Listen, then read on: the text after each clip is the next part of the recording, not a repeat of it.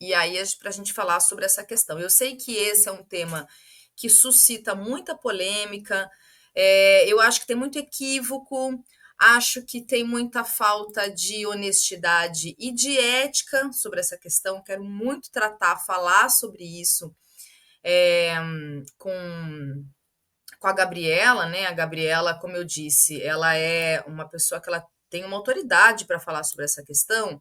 Então, deixe me apresentá-la aqui para a gente poder chamá-la, tá? A Gabriela, gente, ela é antropóloga. Deixa eu me pegar aqui para falar certinho para vocês aqui, tá? Ela é professora, ela é antropóloga e, como eu disse, ela é consultora também e ela estuda, né? Ela atua nessa questão desse tema que a gente vai conversar aqui. Então, dito isso, Gabriela Bacelar, boa noite para você. Seja bem-vinda aqui ao Cultura Brasileira. Muito obrigada por atender o meu Boa noite, convite para a gente conversar aqui e poder detalhar um pouco mais. Eu falei muito brevemente sobre essa questão da miscigenação, dos pardos, é um tema que está colocado.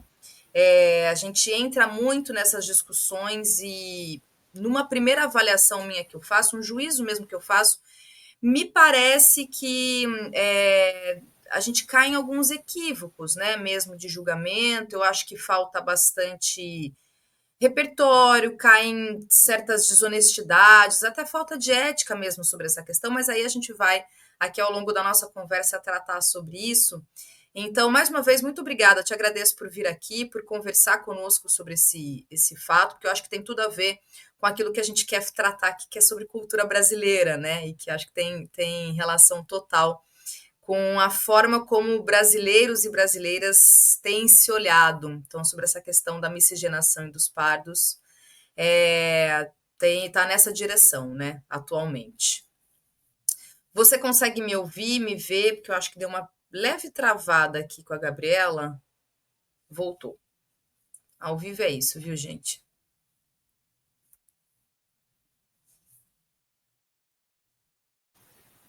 Thalita, eu acho que está travando, né? Qualquer coisa eu posso sair e entrar de novo. Tá. Será que você está me ouvindo bem? Agora tá com um pouquinho de ruído. Deixa eu ver se eu consigo organizar aqui. Você consegue me ver, me ouvir? Tudo certo? Consigo. Tá. Agora melhorou? Melhorou.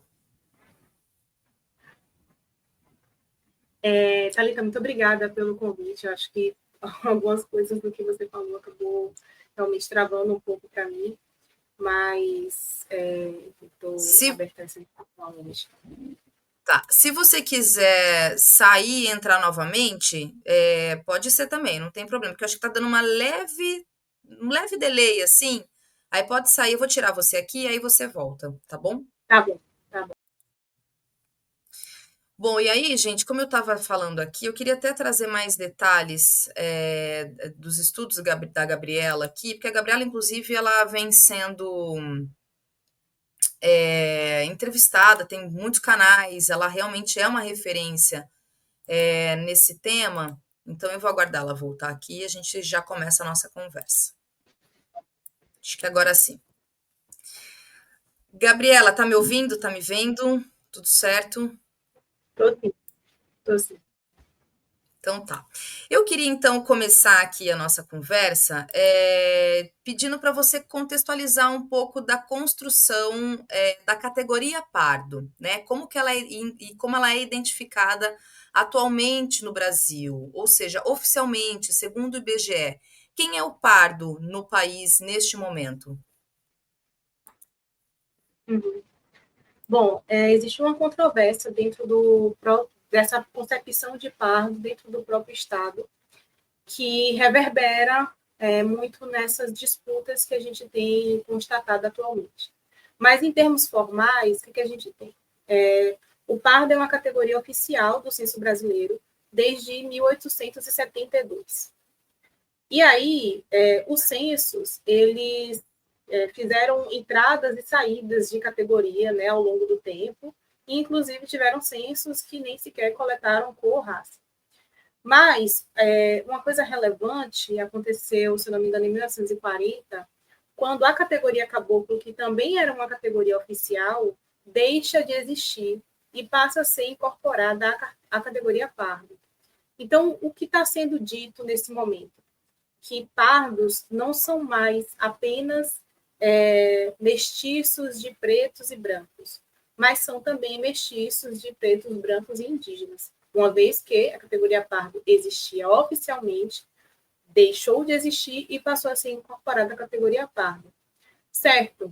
Só que, ao longo dos anos, aí a gente tem, por exemplo, o surgimento do MNU, né, na década de 70, e o fortalecimento da sua atuação na década de 80, enfim.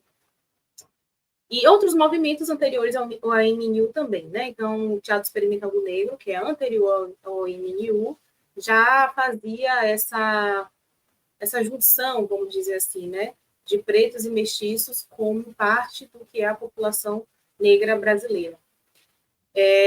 E aí o movimento negro unificado, isso está registrado em uma série de documentos, né, do período de sua formação, considera africanos e seus descendentes como parte da população negra brasileira. Então, a gente entende aí que está se correlacionando com uma série de categorias. Isso no nível político, né, da articulação política. E aí a gente tem, em 2010, o Estatuto da Igualdade Racial, que é uma lei, né? E no Estatuto da Igualdade Racial está dito que a população negra brasileira é composta por pretos e pardos. Então, de alguma maneira, a gente pode compreender que há uma contradição entre aquilo que está sendo dito ou trabalhado pelo IBGE, que não é só, de fato, mestiços entre pretos e brancos, mestiços entre indígenas também está entrando na categoria parda, e aquilo que está no Estatuto da Igualdade Racial, que fala que a população negra é preta e parda, e a elas, né, a essas categorias, são destinadas as políticas de ações afirmativas. E a partir de em que momento em que entra esse ponto da autodeclaração? Porque até um certo momento, quem era uma não existia exatamente a autodeclaração. A autodeclaração ela entra em que momento e como é que é feito isso? Porque agora, né, é a pessoa que fala, né? Sou branco, sou negro, enfim, em que momento que isso é muito novo, né, Gabriela? Essa questão da autodeclaração.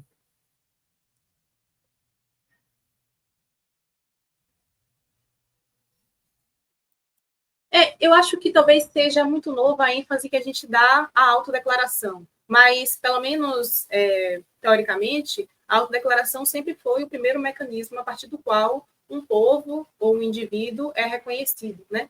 Então, isso está determinado em uma série de documentos internacionais, inclusive. E isso serve não só para o que a gente está tratando em termos de políticas afirmativas, cotas raciais, mas para a demarcação de territórios quilombolas, indígenas, etc. Então, a autodeclaração é a primeira coisa, né? Por exemplo, as comissões de ética e identificação, e aí cada instituição vai ter um nome para ela, mas ela é tratada muitas vezes como uma comissão complementar à autodeclaração, ou seja, o que primeiro importa é a sua autodeclaração, e aí uma comissão vai ser constituída, né, em um passo 2, vamos dizer assim, para validar ou não a sua autodeclaração em termos do que é desenhado a política de cotas ou a política de ações afirmativas. Mas, de fato, eu acho que é novo mesmo essa ênfase na importância da autodeclaração, de compreender quais são os efeitos políticos, técnicos, científicos dessa autodeclaração, para que ela tenha uma correspondência com aquilo que se objetiva a partir das políticas afirmativas. E aí, lembrando que políticas afirmativas, a gente pensa muito, né, nas políticas de cotas, mas políticas afirmativas, elas têm uma concepção muito ampla, né, em termos de políticas destinadas a mulheres, enfim, a diversas categorias de gênero, de sexualidade, de raça. Então, ter uma certa, vamos dizer assim, consonância, né, daquilo que você se autodeclara do ponto de vista subjetivo com aquilo que as políticas públicas estão propondo, eu acho que essa ênfase ela está sendo mais trabalhada, né, muito recentemente, para que a gente não tenha casos como fraudes, né? Fraude no sistema de cota, seja para pessoas negras, como fraudes em outros sistemas de reservas de vagas destinadas a outras populações também, né? Que não são negras. Sim. E aí, eu queria, assim, te pedir para falar, eu já te acompanhando e eu vi também em outras entrevistas e parte do que você também pesquisa e fala sobre a questão do colorismo, né? Eu até já vi declarações suas em entrevista dizendo que, assim, o que me parece é que é uma formulação estadunidense, né? Ela é criada nos Estados Unidos, ela traz esse conceito apresentado no Brasil. E aí, aqui, nos debates raciais, a forma como tem elaborado, eu queria pedir para você comentar a respeito disso. Inclusive, porque tem uma entrevista sua que eu vi, em que você até fala de um anticolorismo como um chamado político para o antirracismo no país. Então, queria que você pudesse falar um pouco sobre isso, porque realmente nesse debate fala-se muito sobre o colorismo, né? Estudar sobre colorismo. Então, até essa crítica que você faz, como isso vem sendo elaborado no Brasil e esses equívocos que vêm sendo colocados, inclusive. Uhum. De fato, assim, colorismo é uma formulação americana, né? Foi cunhada por Alice Walker numa obra que ela publicou na década de 80, em 84, 1984. Aí é importante dizer que essa obra só foi traduzida para o português em 2021. Então, existiu aí um gap de algumas décadas, né? E aí, considerando, por exemplo, que o povo brasileiro, particularmente grupos minorizados, né, racialmente, como a população negra, tem um déficit, né, na apropriação de uma língua estrangeira, como o inglês, no que essas pessoas estavam se baseando para discutir sobre o colorismo? Isso é uma pergunta que eu acho válida e que eu não tenho exatamente uma resposta para isso, né? No Brasil, isso foi citado, a palavra colorismo, né? Palavra, categoria, conceito, enfim, não está muito determinado o que é isso. Mas o colorismo já tinha sido citado na obra de Kabengele Munanga, que é o maior antropólogo brasileiro, na obra Rediscutindo a Mestiçagem no Brasil, em 1999.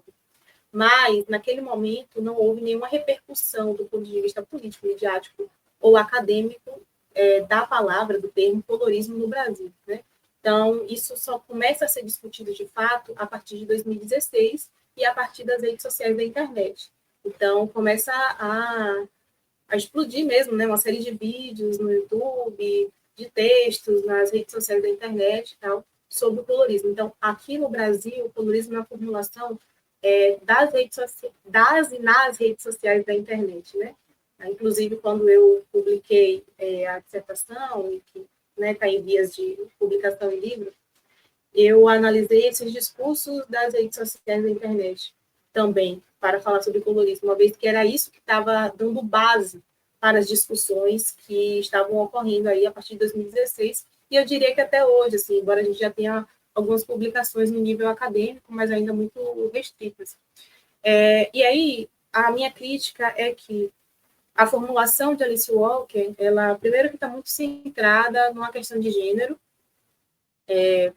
a afirmação dela não exatamente se restringe a isso, mas a concepção que ela formula, né, a forma como ela costura, é dentro de uma relação entre mulheres, né?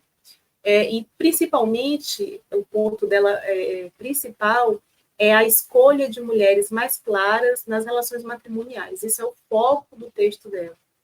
Ela não está falando naquele texto sobre diferenças salariais, diferenças em oportunidades educacionais. O foco do texto que cunhou o termo colorismo fala sobre preferências matrimoniais, né, de mulheres mais claras em detrimento de mulheres mais escuras. Só que isso, de alguma maneira, abriu uma agenda de pesquisa nos Estados Unidos que considera o colorismo como uma categoria a ser pesquisada, né? E aí essas pesquisas apontam que, de fato, há uma diferença substancial nos indicadores sociais dos negros light skins, né, das pessoas negras de pele clara, em relação às pessoas negras de pele mais escura, preta. Só que isso não é verdade para o Brasil. E isso não é uma afirmação minha, isso é uma afirmação dos indicadores sociais. Está aí, né, dados do IBGE, para quem quiser consultar. A diferença é muito pequena ou não há diferença, né?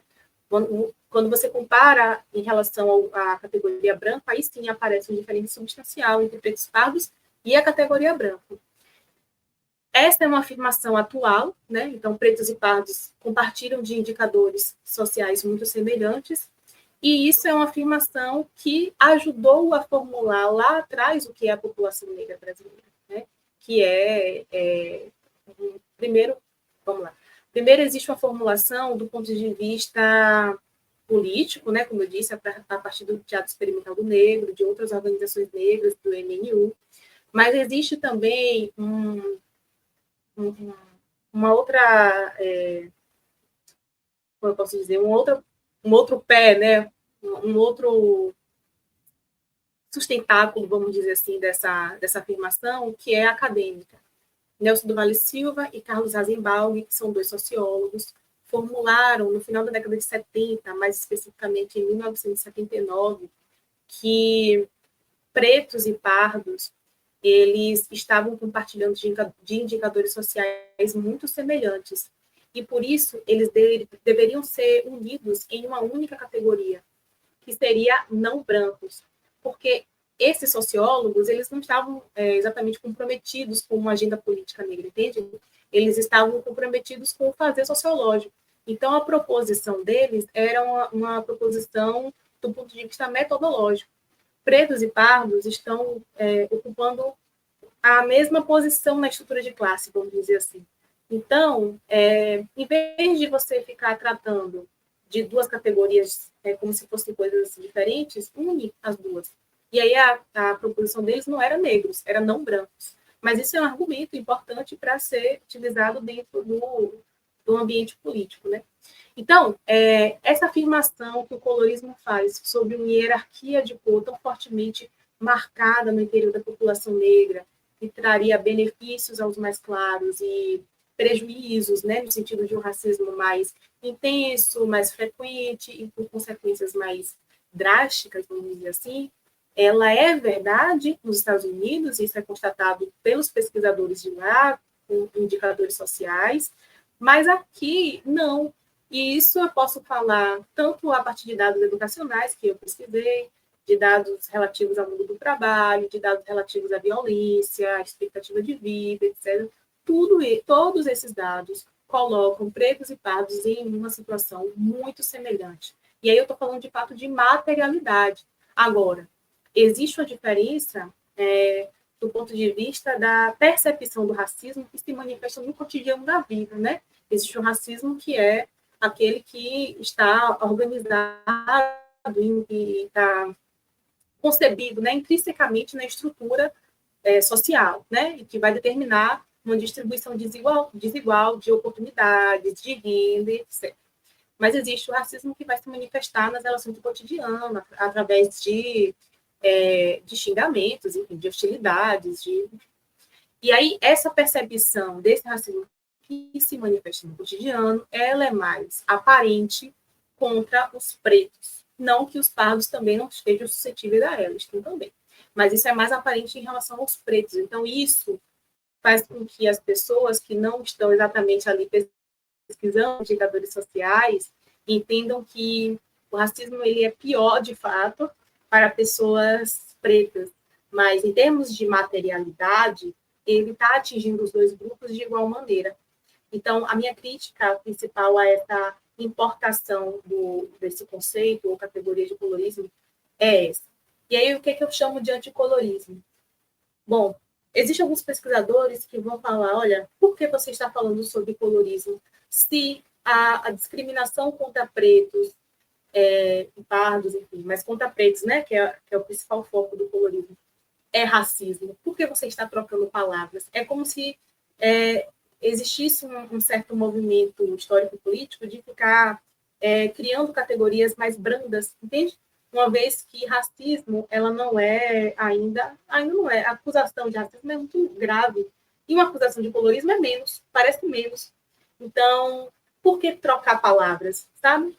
Se uma discriminação contra pretos é racismo, então trata como racismo. Isso é a primeira coisa. Então, anticolorismo é um chamado para o antirracismo, né? Em todas as suas manifestações, mas também é uma proposição de que o colorismo ele migre desse lugar de categoria de acusação para que ele se torne uma outra coisa, que é uma percepção das diferenças no interior da comunidade negra, que implica diferenças nos processos de racialização. Ou seja, eu estou dizendo que, de fato, existem experiências sociais, raciais, de pardos em relação a pretos, mas também existem diferenças de mulheres negras e homens negros, de pessoas negras com deficiência e de outras pessoas negras sem uma condição de deficiência, de pessoas negras LGBT, pessoas negras cis e heterossexuais. Então, essas diferenças implicam processos de racialização diferentes. Então, é mais interessante que a gente olhe para esse lugar da diferença do que a gente insistir nessa categoria de acusação que não encontra sustentação do ponto de vista da materialidade dos indicadores sociais e que mais cria hostilidade, rivalidade, separação, e que é muito mais retórica do que, enfim, como eu disse, muito mais retórica do que material. Sim. Mas aí, Gabriela, minha pergunta, acho que para entrar até numa questão que eu queria muito te ouvir, que é sobre esses movimentos bem atuais em que tem defendido uma separação de pardos dos pretos, né? De que o pardo, então, a partir aqui eu estou trazendo uma avaliação bem grosseira mesmo assim, mas a partir do que eu tenho acompanhado desses movimentos, é uma defesa de que os pardos, aqui eu estou colocando inclusive pardo, que daí é uma outra questão, né? O que vem a ser o pardo a partir do que esses novos movimentos têm tratado, mas e que então o pardo, a partir justamente de ter uma vivência muito particular, muito específica, por muitas vezes estar, digamos, num não lugar, por sofrer determinados tipos de discriminação que são muito particulares, ele deveria então ser enquadrado como uma categoria à parte, ou seja, como uma nova categoria, distinta, né, separada da categoria negros, né, ou seja, pardos e pretos.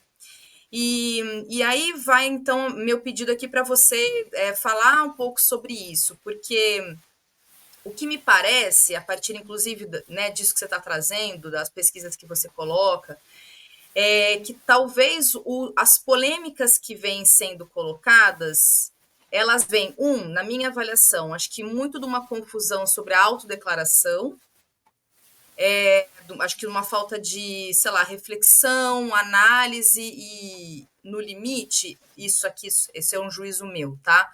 Falta de ética, inclusive, de honestidade, sobre quem está hoje se colocando como pardo, porque a partir de reflexões sobre esse novo movimento, tem muita gente, e aí os indicadores, inclusive, têm falado sobre isso, né, que os pardos têm aumentado cada vez mais, e aí a gente pode pensar por dois caminhos, me parece, tá? E é isso que eu queria te ouvir. Um deles é, de fato, um processo de conscientização, né, de um processo da pessoa realmente avaliar e analisar, e que na minha avaliação não se limita apenas a olhar no espelho e eu falar, sou pardo, acordei hoje, sou pardo. E um outro caminho é esse caminho que é a pessoa justamente entrar, digamos, no hype. Ou seja, ela fala, bom, sou pardo, sem o menor tipo de avaliação, ou então trazendo algumas coisas muito de senso comum. Minha avó era negra, não sei o quê. Porque eu tenho um cabelo cacheado assim assado. Porque eu tenho um rosto assim, assim assado. Porque eu tenho parentes, entendeu? Então, é uma discussão bastante complexa, eu sei, mas eu tenho a sensação que ela vai por esses dois caminhos e esses movimentos que têm defendido, né, uma separação, eles estão levando para esse lugar assim. E então por isso que eu queria te ouvir mesmo, assim, como é que você tem observado esses movimentos todos e se você concorda dessa defesa de tirar o pardo da categoria negro e ficar, então, duas categorias separadas. O preto é uma, o pardo é outra. Então, realmente falar sobre essas novas mobilizações virtuais, né? Assim, porque eu até já mencionei essas mobilizações como movimentos, assim, né? Mas isso, isso eu acho que desrespeita movimentos históricos, né? Que estavam nas ruas, que estavam nas ruas, que fazem pressão política, que articulam uma série de atores, né? Estatais para conquista de direitos, né? Então, eu vou chamar de mobilizações virtuais. O que essas mobilizações virtuais fazem, em certa medida, não é novo, né? Então, a gente tem algumas organizações, como a Organização Nação Mestiça, né? Que tem como sede Manaus, que, se eu não me engano, é anterior aos anos 2000, e que já tinha uma formulação muito parecida, né? Que era uma coisa de dizer, primeiro, a organização ela tinha uma proposição de incluir a categoria a categoria caboclos novamente no censo, né? Justamente para abarcar esses mestiços, né? De indígenas, enfim. E depois o movimento mudou a sua tática para considerar que, para afirmar um discurso de que o povo brasileiro é um povo mestiço em sua essência, e inclusive fazer uma frente contra a política de cotas e tal. E esse movimento, né, nos últimos anos, né, do governo passado, ele mostrou o seu alinhamento ideológico, né? Bom, então, por um lado, existe uma organização muito específica, né, anterior a essas mobilizações virtuais. Existe também um arcabouço discursivo, né, que foi constituído pelo mito da democracia racial, que também é muito mais antigo, né, assim, que se afirmou a partir da década de 30, e que também fala mais ou menos a mesma coisa, né, que o pardo existe como categoria em si, né, porque reflete a miscigenação do povo brasileiro, que é um povo sem barreiras raciais. Então, é um discurso, uma prática e um discurso político que já antecede algumas décadas. Bom, me parece, um pouco, conhecendo um pouco assim, né, dos discursos que essas pessoas colocam na internet, né, que é o ponto principal de atuação dessas pessoas, é que elas, enfim, tiveram sua autodeclaração negada, e por isso elas entenderam que não estavam dentro da categoria branco e nem dentro da categoria negro, e então eles decidiram formar um grupo autônomo, né? Que não seja branco nem negro, que seja pardo de fato. Tem muitas críticas, eu não saberia muito por onde começar, mas primeiro que o pardo ele não tem um horizonte e como vamos dizer assim, um ponto de apoio, no sentido de que o que é o pardo, né? O pardo ele é uma construção teórica, discursiva e política, no sentido de afirmar uma brasilidade, né? Então, pardo, mestiçagem, brasilidade, né? Ao longo da história do país, estão todos muito entrelaçados, no sentido de afirmar o mito das três raças, né? Mas não tem exatamente uma referência identitária, vamos dizer assim, embora essa palavra seja muito ruim, como existe, por exemplo, em relação à categoria negro, né? O que é a categoria negro? É um grupo de pessoas racializadas que afirmam essa diferença e que afirmam essa diferença para superar, né? A categoria negra, as organizações negras, não afirmam uma diferença para se manterem nela, né? Afirmam uma diferença para alcançar igualdade de acesso à cidadania, de afirmar e de exigir democratização, né? Então, essa diferença, né, afirmada pelo movimento negro, ela não é no sentido de congelar, né, uma diferença. E me parece que o que se propõe a partir dessas mobilizações pardas na internet é afirmar a diferença por si só e deixa a gente sem entender muito bem qual é a proposta, né, assim, para onde Sim, vai isso. Porque se não é negro, tá, tudo bem, sabe? Assim, individualmente, tá, mas e aí? Aí esses movimentos também querem participar das cotas raciais. Mas qual é o sim, argumento? Você entende isso? Então, do ponto de vista material, assim, é um pouco difícil compreender qual é a proposição de fato.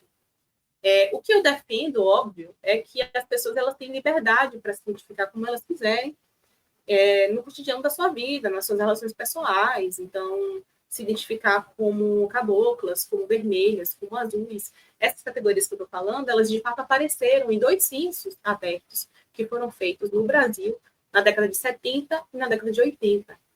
E aí, nesses censos, apareceram mais de 135 categorias de cor, raça, que as pessoas usavam para se identificar, porque, de fato, o pardo nunca foi esse lugar de identidade, né? Então, Moreninha Cor de Jambo, eu, particularmente, acho um nome muito bonito.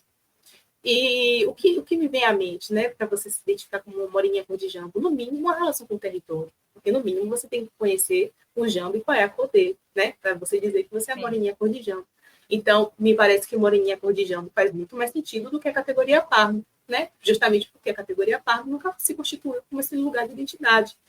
Se constituiu como uma categoria de Estado, de fato. E é isso que as pessoas precisam compreender, né? Preto, branco, amarelo, todas essas categorias do IBGE são categorias do Estado. Então, elas servem para quê? Para identificar mais ou menos ali a população e para dar substância a políticas públicas.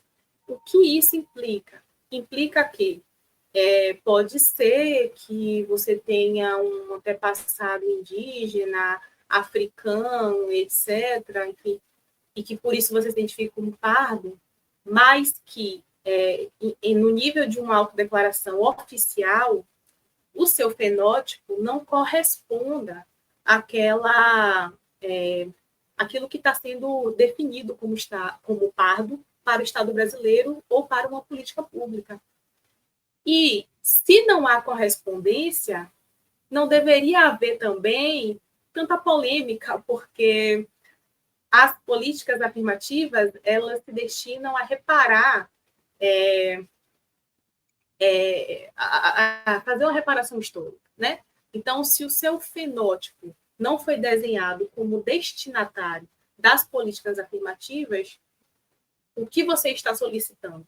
Porque, obviamente, que brancos pobres, por exemplo, podem ter herdado a pobreza, né, herdado a dificuldade de superação da pobreza, porque também tiveram antepassados escravizados, por exemplo, é possível. Só que a gente sabe que um branco pobre e um preto pobre que se apresenta diante de uma entrevista de trabalho tem oportunidades desiguais.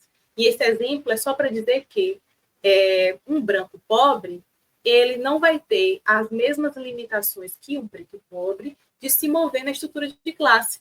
Ele tem uma facilidade maior. Isso não é uma afirmação minha também, isso é uma afirmação dos números.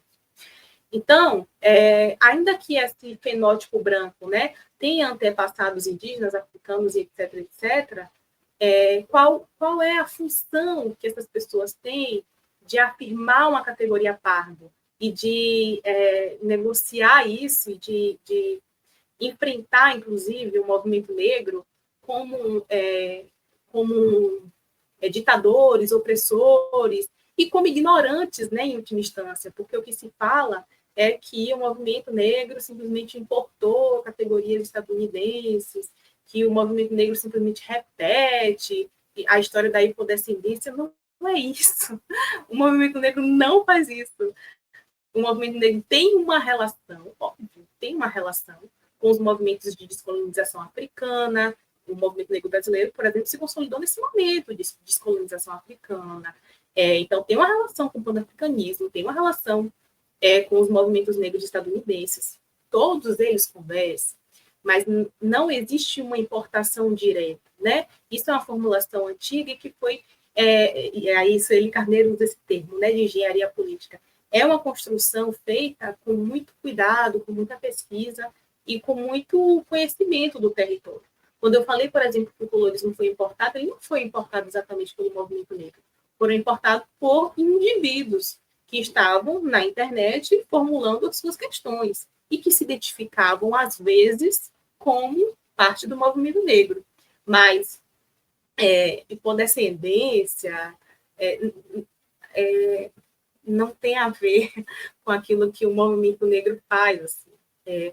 Me parece que esses movimentos, essas mobilizações pardas da internet, elas são formadas muito por pessoas jovens, né, e com uma certa imaturidade de idade política e teórica, que não estão compreendendo bem, talvez, né, no melhor dos casos, não estão compreendendo bem o que elas estão fazendo, propondo, e também quais são as implicações que elas podem estar causando historicamente Sim. para o movimento negro, assim, porque a gente não pode subestimar o papel das discussões que ocorrem através das plataformas digitais, uma vez que o debate público ele acontece atualmente, basicamente, através de plataformas digitais da internet. Então, a força que esse debate está trazendo, a gente deve mesmo se preocupar com relação à conquista da população negra, né? Coloca em risco a conquista da população negra. Agora, um outro ponto que você falou, também interessante mencionar, é que, de fato, o crescimento da população negra, pesquisadores têm afirmado que não é em função necessariamente do aumento da natalidade ou do aumento da expectativa de vida. De fato, é uma conversão na autodeclaração. As pessoas estão se declarando mais pretas e pardas. E isso, obviamente, está em função de uma política educacional, né, promovida pelo movimento negro, mas também, provavelmente, tem a ver com o aumento das políticas destinadas a esses grupos, o que sugere uma certa instrumentalização da autodeclaração. Então, eu vou me declarar preta e parda para ter acesso. Isso, veja, na antropologia existe um campo de pesquisa, de estudo, que se chama etnogênese. E esse campo, ele vai mostrar, mas é um campo muito mais voltado para comunidades quilombolas indígenas, que certos grupos quilombolas indígenas, dados como extintos, começaram a, entre aspas, ressurgir. E que essas comunidades, elas cresceram muito. E cresceram muito, não só por conta da natalidade, aumento da expectativa de vida, cresceram porque as pessoas começaram um processo do que tem se chamado de retomada, né? No sentido de se agregar a esses grupos, enfim. Não se agregar instrumentalmente, tá, gente? E aí, esse campo de pesquisa, ele mostra que existe, de fato, uma relação entre o aumento desses grupos e o aumento de políticas destinadas a esse grupo. Mas isso não exatamente também é um problema, sabe? Porque na medida em que você projeta políticas que vão beneficiar, né, grupos que historicamente foram discriminados, enfim, você cria um cenário, vamos dizer assim, mais seguro e mais confortável para que essas pessoas, eticamente, se declarem de acordo com o que elas, de fato, se identificam. Agora, uma porcentagem significativa também vai se declarar de uma maneira puramente instrumental, de fato, né? No sentido de uma fraude, no sentido de entrar no hype, né? De não... e, sobretudo, de não se... de não tomar no colo a responsabilidade do que é ser branco, né? Porque isso, de fato, tem ocorrido nos últimos anos em função da racialização que os movimentos negros têm criado em relação ao branco. Como assim, né? O branco, ele sempre foi o ser humano universal, o modelo de humanidade, né? Isso historicamente. Processo de colonização e dias de hoje também. No momento em que o movimento negro fala que branco é uma categoria racial, você está dizendo que o branco está sendo racializado. E como ele está sendo racializado, você vai identificar ele com certas práticas, com certo histórico, com certa responsabilidade política. E isso, dentro de certos circuitos, não é interessante, é subjetivamente muito pesado, é indesejável. Você lidar com o grau dessa responsabilidade. Lidar com o benefício, ótimo, mas lidar com o grau de responsabilidade que implica você ser racializado como branco, não é legal. E aí as pessoas também encontram subterfúgios, né, para não lidar com esse peso psicológico, político, ontológico do que é ser branco. Olha, Gabriela, muitas coisas aqui a partir da sua fala, mas e aqui até a partir dos comentários todos, né, que eu estou acompanhando aqui também no chat, me parece, aí vai a minha pergunta, se me permite até um breve comentário para tentar contextualizar e fazer até uma autorreferência, tá? Até a partir um pouco de alguns comentários e perguntas que as pessoas estão fazendo, mas como é que eu me identifico, etc. Vou falar um pouco sobre, assim, como eu Thalita, venho me observando e refletindo a respeito disso. Eu alisei e pintei o cabelo de loiro a vida toda.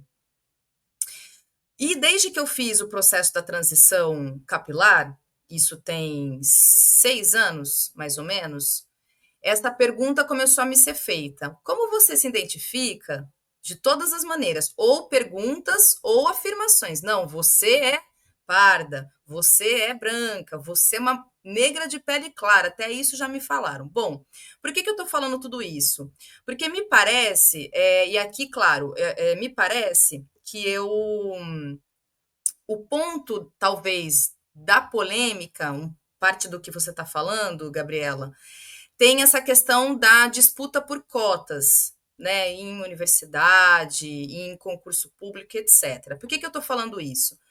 Porque a partir do momento em que as pessoas começaram a me questionar, porque antes de eu passar pelo processo de transição capilar, isso nunca foi uma questão para mim.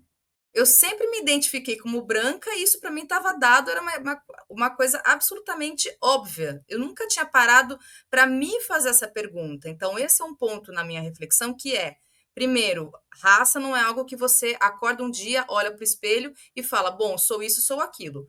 É uma condição relacional, é no seu processo na sociedade. A partir dessa reflexão, eu parei para pensar o seguinte, gente, aqui algumas pessoas que estão falando no chat. Eu, Thalita, embora tenha assim sofrido alguma discriminação, algum processo muito subjetivo com a questão do meu cabelo, que eu fui uma criança que odiava o próprio cabelo, vim de uma geração que o bonito era ser loira do cabelo liso, passei por algumas situações de piadas, de brincadeiras, etc., com o meu cabelo, eu nunca sofri racismo. Portanto, ainda que eu possa fazer uma relação da minha vida toda com todas as questões que estão colocadas e atravessadas, subjetivas, subconstrução de fenótipo, etc. Porque eu tenho uma tia que é negra, eu tenho um pai que é pardo e uma mãe branca, eu tenho minha família paterna, ela é toda miscigenada, digamos, tem pessoas de todos os fenótipos possíveis. Eu não sofro racismo. Portanto, embora eu tenha essa construção aqui subjetiva, eu possa falar sobre isso, para o Estado, eu informo que sou branca. Portanto, na minha avaliação, não é ético da minha parte e seria desonesto eu querer entrar nessa categoria, inclusive para disputar os cargos de cota, disputar essas vagas de cota em concurso, em faculdade, etc. Então, eu me parece, Gabriela, que o ponto nessa discussão ele está aí, um deles, né? Digamos, não apenas esse, mas um deles. Essa questão da disputa pelas vagas, né? De cotas, porque o que se vê, e aí estão os pontos da polêmica, é muita gente com o meu fenótipo, ou muitas vezes, digamos, mais brancas do que eu, e que querem se autodeclararem como pardas. para poderem disputar as vagas de cotas. Então, o problema, me parece, que as pessoas querem participar da festa, sabe? Por isso que eu disse a questão do hype. É legal, nesse ponto de vista, falar que é pardo.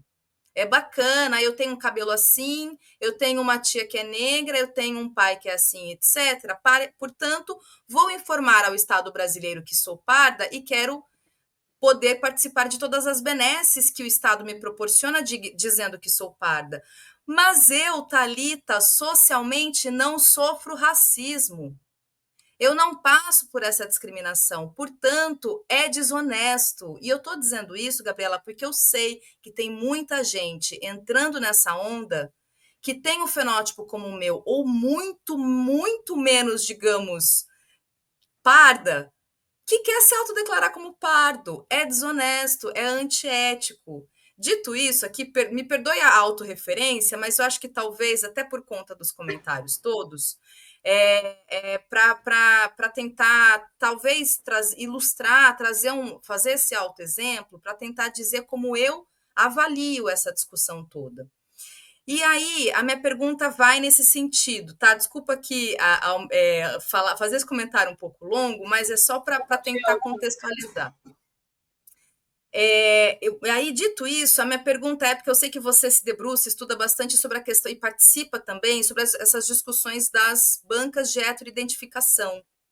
Então, queria te ouvir um pouco sobre como é que está essa discussão atualmente, porque muito parte desses movimentos tem falado justamente sobre essas denúncias de que tem pessoas que estão sendo barradas nas bancas de heteroidentificação, e aí isso tem toda uma discussão. Então, queria pedir para você comentar, falar um pouco sobre essa questão das bancas de heteroidentificação, porque isso está muito na direção desses movimentos também. Uhum.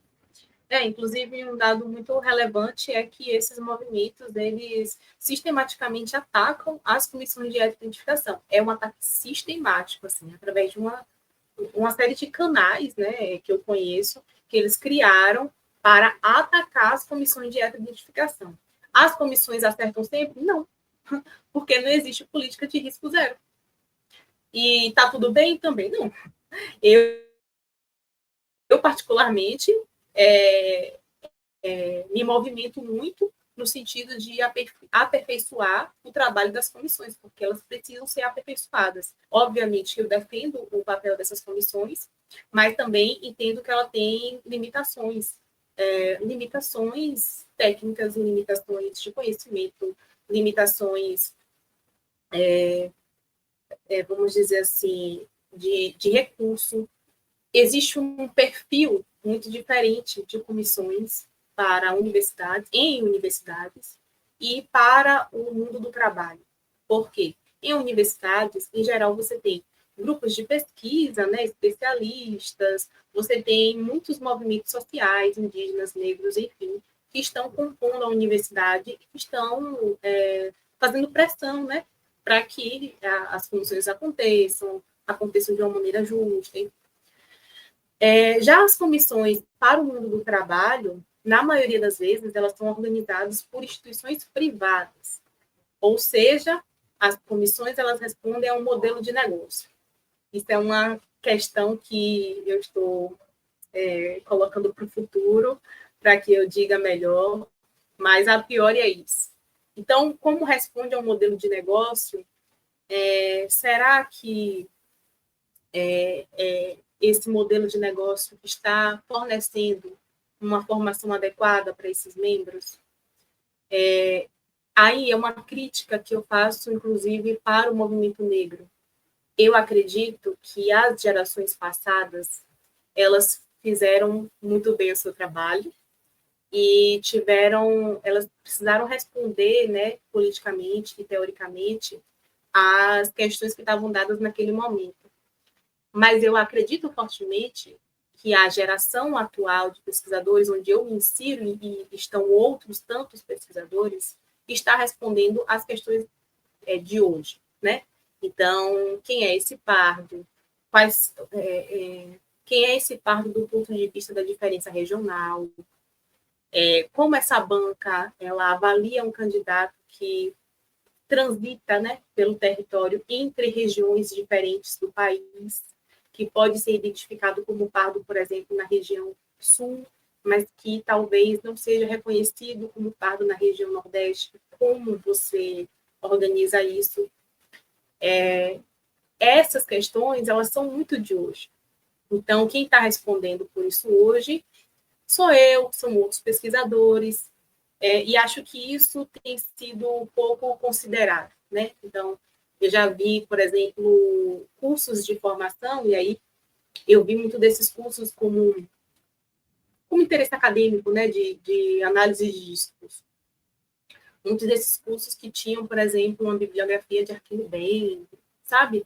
Coisas que, enfim, tematizavam o que é racismo, enfim, mas que não tocavam no ponto crítico do trabalho das comissões, que é, de fato, a categoria pardo. Então, por exemplo, o albino, como você avalia um albino? Você avalia ele como branco ou como negro? E com quais critérios? Existem vários tipos de albinismo, por exemplo. Então, eu acho que existe já pessoas muito interessadas e qualificadas para esse tipo de formação. Acho que as comissões elas têm um percurso ainda a cumprir para chegar no nível de resultado que a gente quer, no sentido de resultados mais alinhados com as políticas de cotas. De fato, eu condeno assim, essa,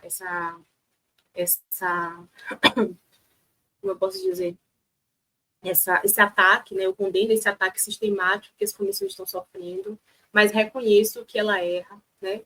Tanto no sentido de aprovar candidatos que não deveriam ser aprovados, quanto no sentido de reprovar candidatos que não deveriam ser reprovados. Mas existe também, né, mecanismos de reparação, né? Então, recurso, né, dentro do processo ainda da seleção, o próprio sistema de justiça, mas aí muito complexo, porque o sistema de justiça também ele não está exatamente alinhado com os objetivos das comissões e das organizações negras. Então, uma porcentagem muito alta de pessoas que entram na justiça conseguem ter o seu pleito deferido. E aí, será que de fato é uma correção de injustiça ou será que é um desalinhamento do judiciário com a política de cotas e as políticas afirmativas, entende? No sentido de esses tantos candidatos que estão entrando na justiça e que estão conseguindo voltar para o certame, né, ter sua vaga, é porque eles de fato foram injustiçados e a justiça foi lá e corrigiu esse problema? Ou será que esse perfil que o judiciário está aprovando não tem alinhamento com a política de ações afirmativas que foi desenhada historicamente aí pelas organizações negras, etc. Então, falar sobre as comissões é falar sobre vários níveis, eu acho, sabe, de problemas, né, nesse sentido da diferença entre comissões de universidade, comissões do serviço público, né, organizada por empresas privadas, complexidades relacionadas à relação com o judiciário, complexidades relacionadas à própria categoria pardo e o seu componente fortemente regional. O pardo tem um componente fortemente regional, né? E o trânsito dessas pessoas no território, mecanismos de correção de injustiça, alinhamento, né, alinhamento no sentido do que você estava falando, né, da autodeclaração formal em relação às elaborações subjetivas, porque isso é um ponto também que eu acho muito importante, que eu insisto bastante, né, que as pessoas, elas vão ter formulações múltiplas em relação ao seu pertencimento, não só de raça, mas de gênero, enfim, existe uma infinidade de questões que você considera para você se posicionar socialmente, né? Por exemplo, eu tenho uma ascendência ali na minha terceira geração, voltando para trás, de ciganos, mas faz sentido eu resgatar isso agora para que eu vá lá e requisite direitos destinados à população cigana? Mas, sabe, e aí as pessoas também insistem muito nessa coisa de dizer, se eu me declaro negro, eu estou deixando para trás os meus ascendentes indígenas, europeus, etc. Sim, mas quando você se declara pardo, você também não está fazendo isso? Você também não tá, de alguma maneira, deixando para trás seu ascendente negro, indígena, cigano, etc.? Existe uma confusão no sentido de afirmar o pardo como uma categoria que reflete a diversidade, quando, na verdade, é o justo oposto. O pardo é a categoria que surgiu como um malabarismo teórico, histórico, político, de apagar a diferença, de dizer não tem diferença, não tem negro, branco, indígena. Nós todos nos unimos, né? Essas três raças se uniram para criar o mestiço, que é refletido pela categoria pardo. Então, é claro que quando você se identifica com uma categoria, seja de raça ou qualquer outra, você faz uma escolha. E essa escolha significa não fazer outras escolhas. Mas isso é próprio da dinâmica do que é a identificação. E isso é incontornável, seja em relação a categorias raciais, a categoria paga ou qualquer outra. Entende? Sim, e aí vai para a minha última pergunta, que tem a ver, acho que tem a ver com um pouco com essa discussão, né, que você está trazendo, que a gente está falando aqui, mas pegando um gancho dessa pesquisa da revista Science, que foi divulgada recentemente pela USP, que o que se manchetou aí nos veículos todos segundo pesquisa da USP, o Brasil é o país mais miscigenado do mundo. Eu, como historiadora, inclusive, já desconfio logo de cara desse tipo de afirmação, por uma questão muito simples, inclusive, que miscigenação não é uma particularidade brasileira, né? Desde que o mundo é mundo, nós estamos, digamos, miscigenando. E me parece, Gabriela, uma forma de tentar reelaborar algo que já foi muito combatido, enfrentado, inclusive academicamente, devidamente confrontado e publicado nas todos os estudos acadêmicos sobre essa ideia da miscigenação, né, do mito da democracia racial. Me parece que é uma retomada de alguma forma, sabe? De tentar criar essa ideia, olha, o Brasil é o país mais miscigenado do mundo. Aí eu faço algumas perguntas, por exemplo, tá, mas a pesquisa, então, ela analisou todos os outros países do mundo para fazer esse tipo de comparação, para partir, né, com essa afirmação, quer dizer, a primeira coisa, se é o mais, é diante de todos os outros. Então, todos os outros também foram devidamente pesquisados. E aí tem uma coisa que, né, segundo alguns detalhes da pesquisa, que foi feita uma análise de DNA para construir o DNA brasileiro, que também me parece bastante problemática, essa questão de querer construir o DNA brasileiro, porque volta nessa ideia muito romântica, né, da democracia racial, do que é ser brasileiro, que quase que retoma aquela coisa bem de Gilberto Freire, né? Que nós temos a junção das três raças, etc. E aí queria pedir para você falar um pouco sobre isso, assim, pegando esse gancho, mas dessa discussão toda, que muito comemorada, né, por muitas pessoas falando, ah lá, tá vendo? Olha só, somos o país mais miscigenado do mundo. Então, queria te ouvir um pouco sobre essa pesquisa, sobre essa questão toda aí colocada. Bom, parece que a gente vai ficar vivendo vários períodos históricos em que esse tipo de tema vai ser retomado, porque há 25 anos atrás, exatamente nos anos 2000, foi publicado cientificamente uma pesquisa chamada Retrato Molecular do Brasil. Então, fica inclusive aí a dica para quem quiser fazer um artigo acadêmico, acho ótimo, para comparar a repercussão daquela pesquisa nos anos 2000 e a repercussão atual em 2025 dessa nova pesquisa que tem o mesmo escopo, né? Nos anos 2000, essa pesquisa, Retrato Molecular do Brasil, fez um estudo genético também com homens autodeclarados brancos de 4 macro-regiões do país, que é Norte, Nordeste, Sul e Sudeste. Me parece que o Centro-Oeste ficou fora dessa pesquisa.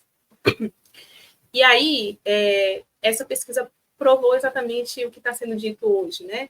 Que o país, que o Brasil é um país mestiço, inclusive entre aqueles autodeclarados brancos e tal. E aí, a repercussão dessa pesquisa foi excelente, assim, né? No sentido de, justamente, afirmar toda essa ladainha aí. E aí, inclusive, os anos 2000, estavam começando as iniciativas de políticas afirmativas, né? Que antecede a própria lei de cotas, né? Antes da lei de cotas, você já tinha iniciativas de políticas afirmativas. E aí, eu lembro não, eu só tinha 7 anos de idade, mas em pesquisa tem registro que isso foi usado como um argumento jurídico para que as pessoas reclamassem direito a cotas raciais. E isso está registrado. Uma série de intelectuais, das ciências humanas, inclusive, historiadores, jornalistas também, uma série de grandes nomes é, repetiram as afirmações dessa pesquisa e falaram: olha, candidato, se você tivesse o direito às cotas negados, coloque no seu pleito judicial os resultados dessa pesquisa. E isso muitos anos antes, décadas e décadas antes, da gente pensar sobre comissões de heteroidentificação. Foi dos anos 2000. E aí, 25 anos depois, tem uma outra pesquisa, mais ou menos com o mesmo escopo, né? Não foi assim, a seleção a metodologia, né, no sentido da seleção de homens brancos, não foi exatamente isso, né, que foi feito agora, foi mais amplo, mas com as mesmas conclusões. Assim. Se isso, do ponto de vista biomédico e farmacêutico, se justifica, né, porque me parece que, pelo que eu li, teve esse interesse principal, vamos dizer assim, esse objetivo, né, para estudos farmacêuticos e biomédicos, se isso ajuda, não tenho conhecimento suficiente para afirmar, ótimo. Mas, do ponto de vista social, eu fico exatamente no mesmo lugar que você, assim, né? O que isso diz exatamente? Algumas interpretações vão denunciar, por exemplo, a violência sexual que as mulheres sofreram, uma vez que esse estudo também aponta que essa miscigenação vem muito a partir da mãe, né? Da mulher, da linhagem materna. Então, as pessoas vão avaliar nesse sentido. Enfim, não tenho exatamente uma opinião sobre isso, né? Me parece que está dado, né? Assim, historicamente dito já, né? Que as mulheres indígenas e as mulheres negras foram de fato o alvo principal dessa política de branqueamento, no sentido do útero, né? O útero que gerou essa miscigenação foi, sobretudo, mulheres pretas indígenas, né? Não foi o útero de mulheres brancas, né? Então, o modelo para o branqueamento era sempre mulheres negras, indígenas e homens brancos, né? Mas existe uma polêmica também relacionada a essa afirmação, no sentido de dizer que nós não somos exatamente filhos do estupro, que essa afirmação ela nega, né, relações consensuais, harmoniosas, etc., e que também vem um pouco desse grupo aí, que nós mencionamos anteriormente, mas, de fato, do ponto de vista da constatação de raça no país, não tem efeito, né? Porque a gente já deveria ter superado a ideia de que raça não é um dado biológico, porque, de fato, a diferença de um indivíduo para outro, né, fenotipicamente diferentes, o fenótipo é determinado por menos de 3% do gene. Ou seja, isso faz com que a gente não possa afirmar sobre a existência de raças humanas do ponto de vista biológico, né? Nós todos fazemos parte da raça humana. Mas raça informa distribuição de recursos, organização da cidade, da política, enfim. Então, ela é um dado sociológico. Portanto, o que importa é o dado que a sociedade utiliza para a discriminação, para a distribuição de oportunidade, etc., que na sociedade brasileira é o fenótipo. Então, se é o fenótipo, o que importa exatamente é você reivindicar um estudo sobre genética para falar sobre racialidade no Brasil. Importa, talvez, em outros sentidos que eu mencionei anteriormente, né? Mas para afirmar sobre raça, sobre categoria racial no Brasil, não tem efeito. E não tem efeito, inclusive, justamente pelo que você disse também, né? Assim, miscigenação, dado É, mundial. exato, assim, e quase que uma tentativa de uma retomada para tentar se romantizar aquilo que, assim, tem se feito um enfrentamento, né? E o enfrentamento acompanhado das lutas por políticas públicas, por um Estado brasileiro que busque fazer as devidas equiparações. Gabriela, eu só vou ler alguns comentários que eu separei aqui, que eu fui organizando enquanto a gente conversava. Aí eu vou ler todos, aí você fica à vontade para comentar alguns deles. Tem algumas perguntas também que foram feitas aqui, tá? Olha só, o Rodrigo Souza que diz: excelente debate, importantíssimo. A Gabi é a maior referência disso, merece muito reconhecimento, parabéns. Aqui também o Denilson Feitosa Sancho. Querem despolitizar o movimento negro e preto, até os próprios geógrafos, sociólogos, estáticos e antropólogos.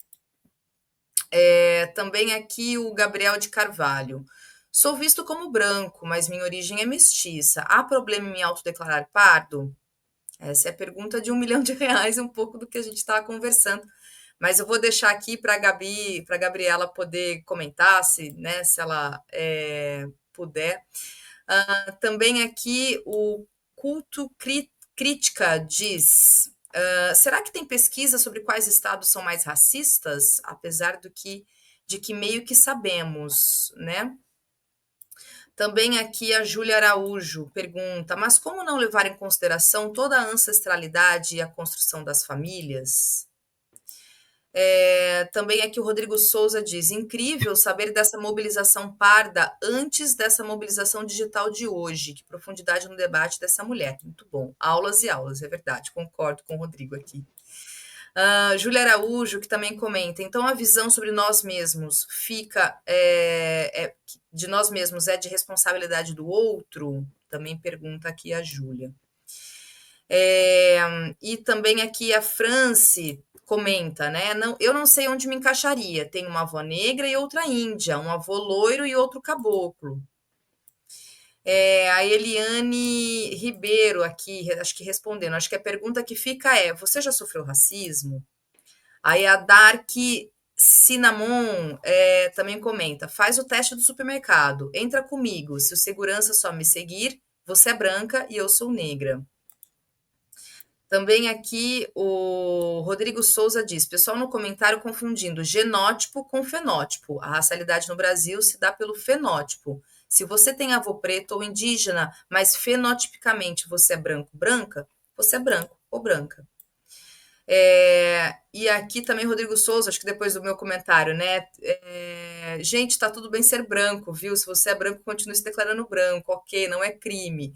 Eu acho que tem um pouco a ver, inclusive, com um comentário que a Gabriela fez sobre essa ideia da lei, para além, né, da questão de participar do hype que eu disse, de querer fugir da responsabilidade, porque é um momento em que ser branco significa ter algumas responsabilidades, né? Então, acho que também passa por essa questão, né? E concordo com o Rodrigo, é isso, gente. Você precisa fazer essa autorreflexão e ser honesto com relação a isso, sabe? Aqui também a Franci comenta: para vocês terem ideia, minha avó negra era racista com meu pai, filho dela, que também é. Quando ele faz isso na minha frente, eu passo a régua. E é isso, gente. Aqui só um comentário do Rodrigo também, porque eu coloquei aqui, já vou colocar também o link do perfil da Gabriela, viu, gente? Para vocês seguirem, acompanharem, porque ela faz bastante material, conteúdo ali, um pouco do que a gente trata, um pouco daquilo que ela apresenta nas pesquisas e nos estudos, ela sintetiza muito nos vídeos também que ela comenta, aí também tem as entrevistas que ela fez. A Gabriela ela deu entrevista para vários veículos, então tem bastante material, bastante coisa, inclusive que ajuda até a gente elaborar essas dúvidas todas, os comentários, né? E é isso, Gabriela, fica à vontade aqui para responder, fazer um comentário geral, ou se quiser que eu volte alguma pergunta também para você comentar, responder, fica à vontade. Tá bom. Assim, não sei se eu vou lembrar com detalhes todas as questões, mas algumas que me vêm à mente comentar é que, de fato, a autodeclaração, ela não é óbvia. E isso está dito, por exemplo, por Neuza Santos Souza, que escreveu a obra Tornar-se Negro, que uma obra da década de 80 também, que foi esquecida por muito tempo, embora seja uma obra muito importante, mas que retomou o seu lugar de importância, né? E tem sido muito trabalhada, não só em termos acadêmicos, como políticos e, enfim, de pessoas interessadas em reconhecer, né, e de entender melhor o seu próprio processo de racialização, né, a sua racialidade. E aí ela faz essa afirmação, né, o óbvio é aquilo que aparece quando se descortina vários véus. Então, o que isso significa, né?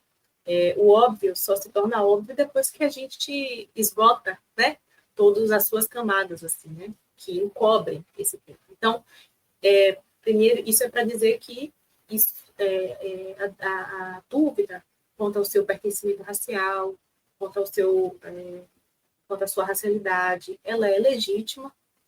E Neuza Santos Souza, inclusive, ela fala que o processo de tornar-se negro é um processo tanto para pretos quanto para pardos, uma vez que o negro é uma categoria política.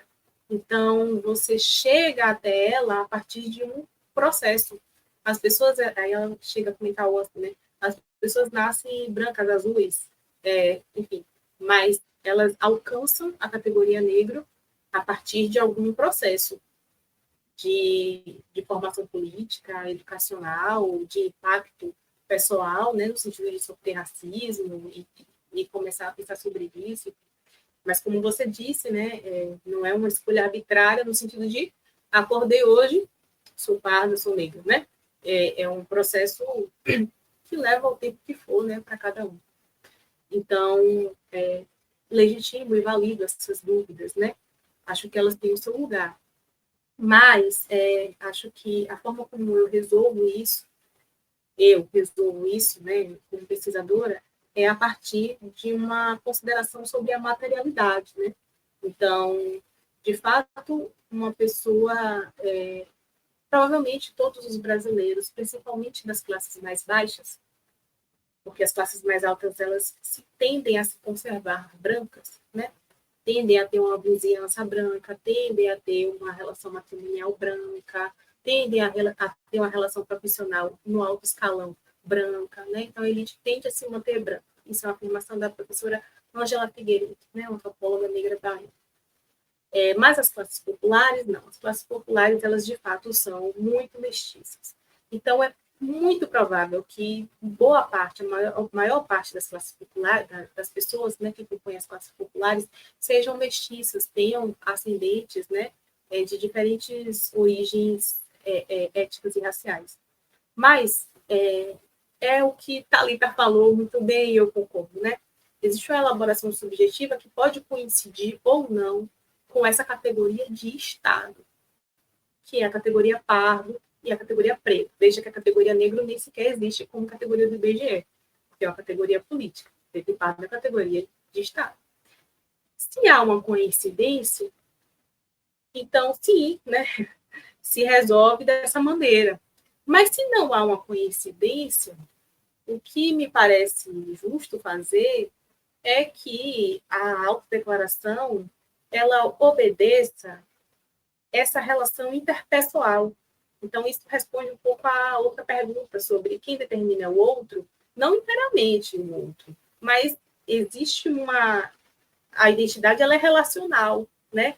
Eu me declaro, o outro valida ou não valida, e a partir desse embate a gente chega a algum lugar.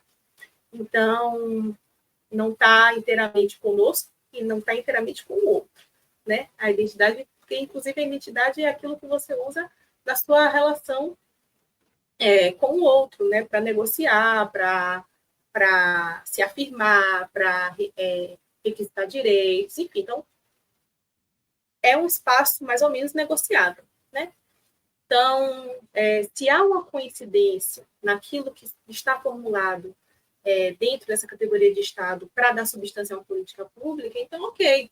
Mas se não há, eu acho que o melhor caminho é que, de fato, a pessoa se declare branca, caso o seu fenótipo seja branco, e, fora dessa autodeclaração oficial, ela continue se afirmando como mestiça, né, no sentido de de ter parentes, de ter crescido em uma cultura negra, e aí eu lembro desse elemento cultura negra, porque eu ouvi uma pessoa que foi reprovada numa comissão de ética e identificação, no processo de pesquisa, e era, para mim, uma pessoa branca, né, cabelo liso, pele muito clara, traços finos e tal, mas que se dizia negro porque cresceu em uma, aspas, cultura negra, e aí eu perguntei, como antropólogo, eu queria entender o que é cultura negra. E aí a pessoa me respondeu, gastronomia, então, culinária, feijoada, cresceu comendo comidas negras,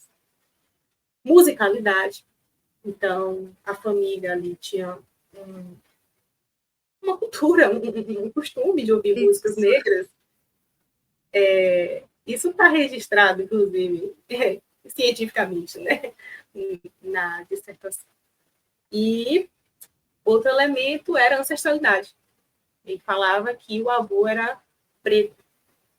E aí, ele já tinha sido reprovado, né, assim, já estava seguindo a vida, mas ele acreditava nisso, né, no sentido de afirmar mesmo que a comissão cometeu um erro, porque outros elementos, além do fenótipo, na opinião dele, deveriam ser considerados. E eu perguntei diretamente, você já sofreu racismo? Ele falou, não. Mas não é por isso que eu não sou pardo, porque pardo é mestiço e eu sou mestiço. Entende? Mas veja, eu não condeno que essa pessoa se declare como parda para o seu ambiente, né, de convívio. Mas essa pessoa, uma vez que tem consciência que ela própria nunca sofreu racismo, o que ela quer em termos de reparação? É isso. Se você tem uma consciência que nunca sofreu racismo, o que você quer em termos de reparação? A categoria que você vai se declarar de Estado não reflete a sua verdade. Não reflete. Porque é uma categoria de Estado. Você é outras coisas. Agora, para o Estado, você precisa se declarar de acordo com o que ele vai fazer com aquela declaração, né? Então, ele vai te colocar em que lugar? Como, no termo de uma seleção pública. Ele vai te colocar como alguém que vem de camadas populares baixas e você vai ter cotas para estudantes de escolas públicas, né, de renda, porque tem cota para renda também, que independe, inclusive, da autodeclaração racial. Ou então, ele vai te colocar aqui como uma pessoa cotista negra, ou uma pessoa cotista trans, ou como uma pessoa quilombola, ou como uma pessoa indígena. Serve para isso, sabe? Então, no mais, sim, não tem efeito nenhum e não cabe nem não cabe nem como polêmica, assim, a gente ficar batendo cabeça sobre o que cada um é, né? Assim, eu valido a história de cada um. Todo mundo tem que validar mesmo a sua história, a sua ancestralidade, de onde veio, né? O que te constitui em termos culturais, mas entender que existe uma relação, uma possível diferença, né? Em relação ao Estado. E aí, a outra pergunta, né, sobre países mais racistas, eu acho que isso depende muito da métrica, né, que a gente está utilizando, porque, por exemplo, um sociólogo chamado Eduardo Telles, que é um professor e um sociólogo americano que fez pesquisa no Brasil, ele conceituou a ideia de racismo vertical e racismo horizontal. Bom, o que ele chama de racismo vertical é justamente a desigualdade no acesso a oportunidades, e o que ele chama de racismo horizontal é esse racismo que se manifesta no cotidiano. E aí, ele, comparando o Brasil e os Estados Unidos, ele vai dizer o Brasil ele tem um racismo vertical muito mais forte do que os Estados Unidos. Por quê? Segundo ele, enquanto no Brasil você tem uma classe média que se forma a partir do final da década de 90, isso é uma afirmação da professora Ângela Figueiredo também, no estudo que ela fez sobre a classe média negra brasileira ou baiana, não lembro. Ela vai afirmar que a classe média brasileira se começa a se organizar a partir do final da década de 90. E aí Eduardo Telles vai falar, não, mas já existe uma classe média negra americana há muitas décadas. E isso é um dos argumentos. Bom, no Brasil, o racismo vertical é maior do que nos Estados Unidos. Mas, comparando o Brasil e Estados Unidos, mais uma vez, em termos de racismo horizontal, os Estados Unidos é muito mais racista, muito mais racista. E o Brasil, esse racismo horizontal, né, que se manifesta nas relações matrimoniais, de vizinhança e tal, ele é menor, né, porque existe muito mais relações interraciais de convivência, vamos dizer assim. Então, eu acho que essa pergunta sobre um país mais racista ou menos, talvez dependa um pouco dessa métrica, né, que a gente está utilizando. E, bom, de fato, acho que um comentário disse isso, né, sobre, bom, se você tem dúvidas sobre a sua raça, então entra no mercado e vê quem te segue, né. Isso é um argumento muito forte, assim, que é utilizado mesmo pelo movimento negro nesse sentido, mas eu complexificaria um pouco essa afirmação, porque o racismo, embora ele seja objetivo, ele não finaliza a questão, porque, inclusive, o que se chama de racismo, ele pode variar no sentido da qualificação, né? Ou seja, o que eu quero dizer com isso? A percepção do racismo, ela não é necessariamente tão óbvia, né?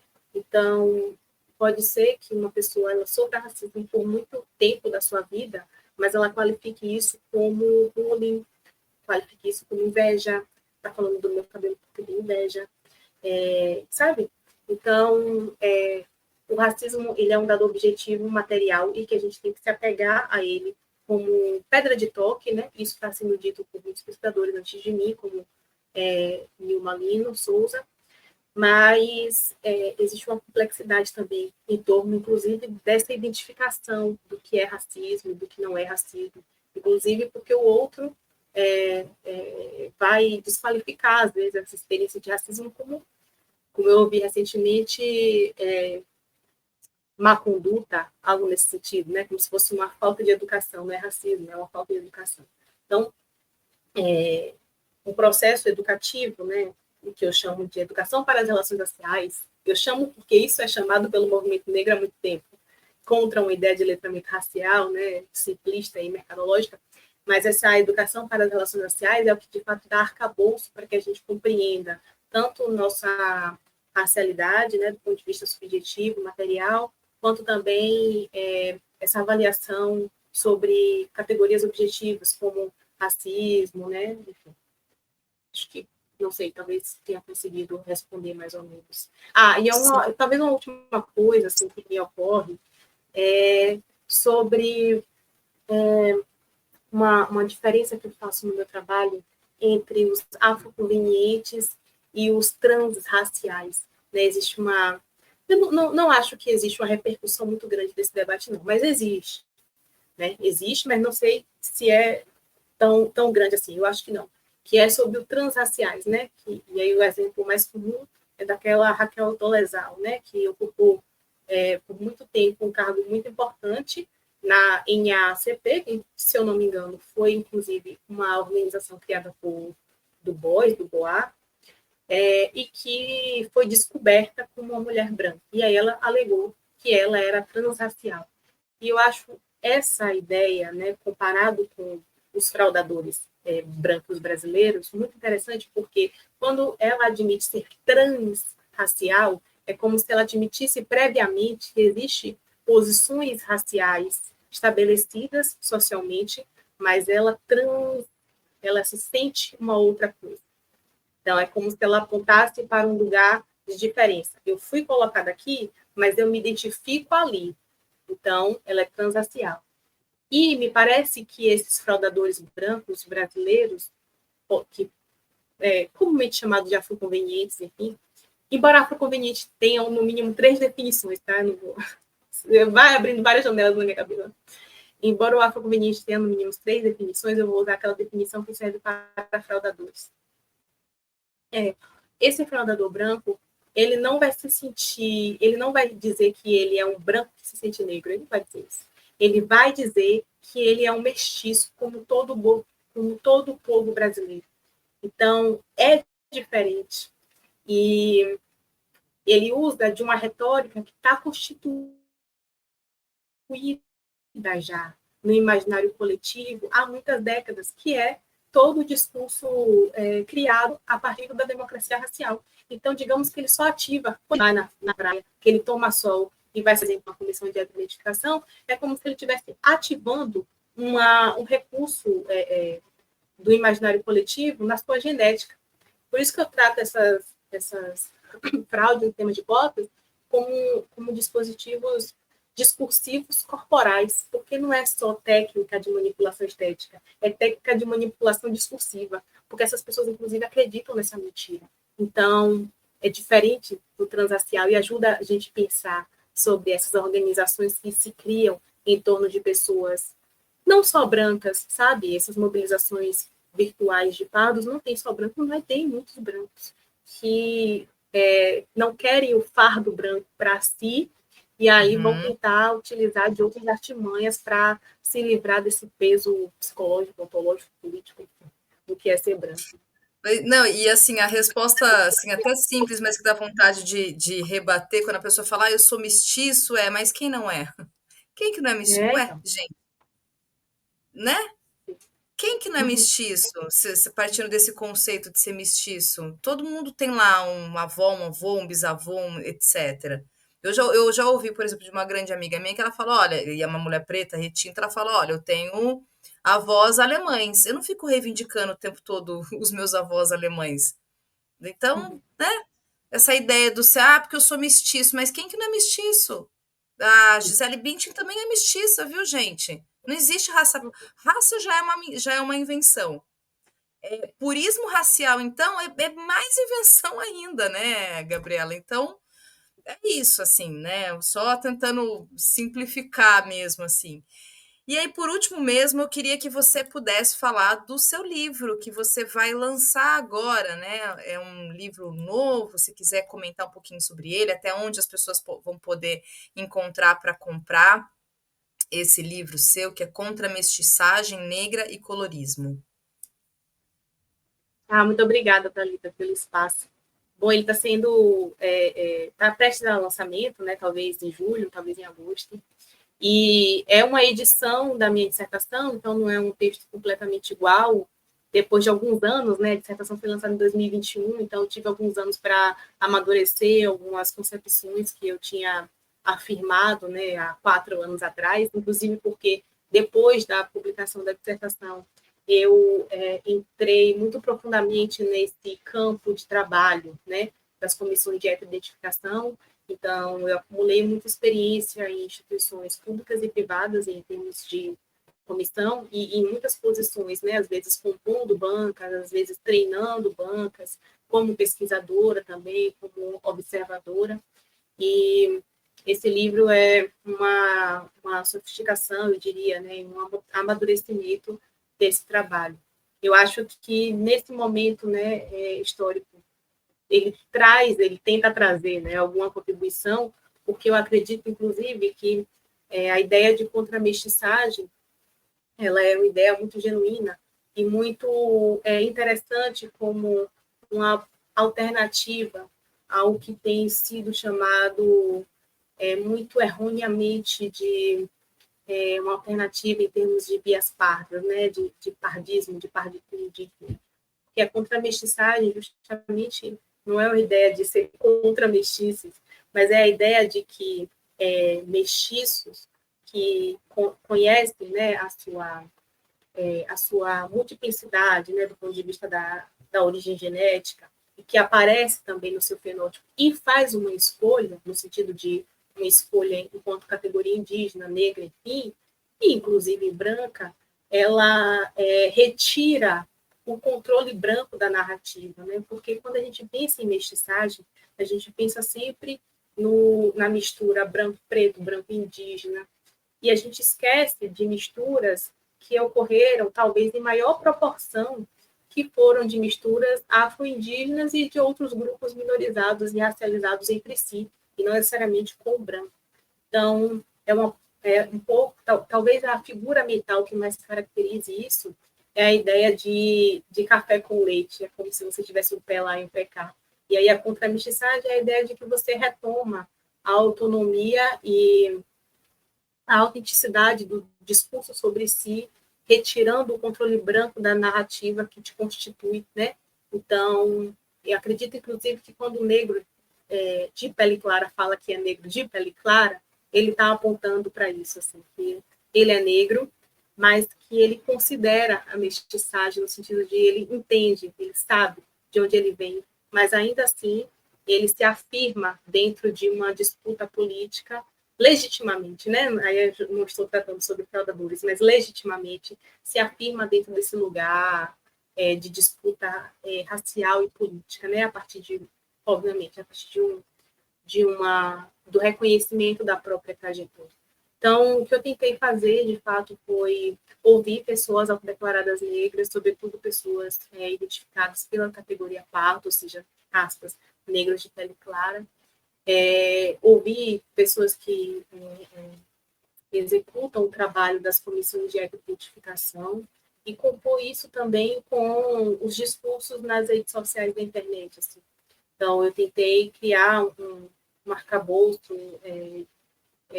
metodológico amplo para tratar amplamente dessas questões e dar uma proposição sobre o que é o colorismo no final das contas e o anticolorismo também que está dito nessa obra.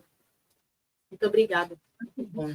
Pelo Muito espaço. bom. E as pessoas vão conseguir comprar onde? Assim, onde que elas vão conseguir? Ah, vocês podem acessar, de repente, pelo seu perfil, né, Gabriela? Tá aqui, viu, gente? Ó, sigam a Gabriela. Tá aqui o perfil dela para vocês. Deixei aí no chat também. Obrigada, Thalita. Eu vou disponibilizar pelo meu Instagram, mas também pelo site da editora, Segundo Selo.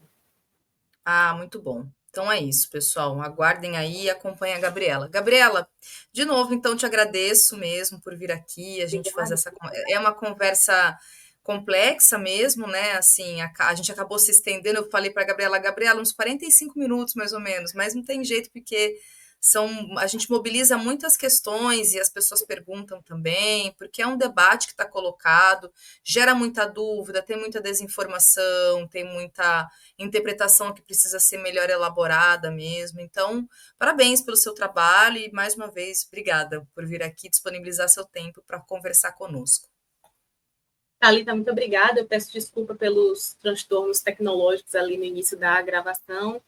Agradeço também, assim, pelo cuidado com que você conduziu. Embora eu esteja nas redes sociais da internet, eu tenho um problema mesmo, assim, com afirmações muito rápidas e muito categóricas, e é isso que se pede, né, assim, na dinâmica das redes, mas eu acho que tem certas coisas que você precisa dizer quando você tem tempo, porque se você não disser muito bem, isso extrapola, isso é enviesado, deturpado, e aí, assim, abre para uma dimensão que você não controla e que você não quer, né? Então, eu acho que certas afirmações precisam ser feitas na medida em que você tem tempo para trabalhar com elas. Assim. Então, agradeço pelo seu cuidado, agradeço pela condução da entrevista, agradeço pelo tempo, pela participação de todos, pelas perguntas, pelas interações. Me sinto muito grata. Tá bom, então aqui, ó, Rodrigo só, gente, deixando um recado, sigam a Gabi, o trabalho dela é incrível. Então fica aí, pessoal, a Muito obrigada, sugestão gente. para vocês. Obrigada, Gabriela. Até uma próxima. Tchau, tchau.